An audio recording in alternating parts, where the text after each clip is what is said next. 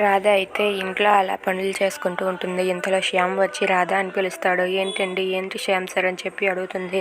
శ్యామ్ అయితే తీసుకొచ్చిన గిఫ్ట్ని ముందు పెట్టి, రాధా నీకోసమే ఈ గిఫ్ట్, ఇది ఒక సర్ప్రైజ్, తీసుకో రాధా అని చెప్పి శ్యామ్ అయితే రాధకి ఇస్తూ ఉంటాడు. అది చూసి రాధ అయితే ఏంటి గిఫ్టా, నా కోసమే, ఇప్పుడు ఎందుకండి అని చెప్పి అంటూ ఉంటుంది. నీకోసమే సర్ప్రైజ్ చేద్దామని తీసుకొని వచ్చాను రాధా, తీసుకో అని చెప్పి శ్యామ్ రాధకి ఆ గిఫ్ట్ని ఇస్తూ ఉంటాడు. ఇంతలో ఇదంతా మధుర అలాగే ధనుంజయ్ వాళ్ళు కిటికీలోంచి చూస్తూ ఉంటారు. అలాగే శ్యామ్ వాళ్ళ అత్తయ్య మామయ్య కూడా చూస్తూ ఉంటారు. ఇక శ్యామ్ అలా గిఫ్ట్ని ఇస్తూ ఉంటే రాధ అయితే తీసుకోవాలా వద్దా అని ఆలోచిస్తూ ఉంటుంది. ఇంతలో రాధ తన మనసులో ఇలా అనుకుంటూ ఉంటుంది. ఇప్పుడు నేను కానీ ఈ గిఫ్ట్ని తీసుకుంటే శ్యామ్ సార్ ఇంకా నా మీద ప్రేమ ఉందే అని అనుకుంటారు. శ్యామ్ సార్ ఇంకా ఇంకా నా మీద ఆశలు పెట్టుకుంటారు. నేను ఈ గిఫ్ట్ తీసుకోకుండా ఉండడమే మంచిది.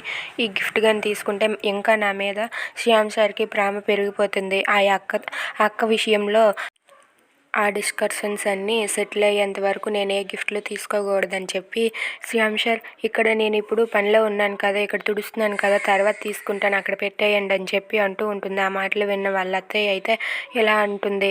ఏంటమ్మా రాధా, నా అల్లుడు గిఫ్ట్ ఇస్తే నువ్వు తీసుకుని అంటావేంటి, తీసుకో, ఎంత ప్రేమ మీద ఇస్తున్నాడు, నువ్వు తీసుకోకుండా ఉంటావేంటి అని చెప్పి అంటూ ఉంటుంది. ఆ మాటలకు రాధ అయితే లేదు పిన్ని, ఇక్కడ పనిలో ఉన్నాను కదా, అందుకే వద్దన్నాను, తీసుకుంటానని చెప్పి అంటూ ఉంటుంది. ఇదంతా కూడా ధనంజయ్ మధుర వాళ్ళు చూస్తూ ఉంటారు. If you like this video please like, share and subscribe.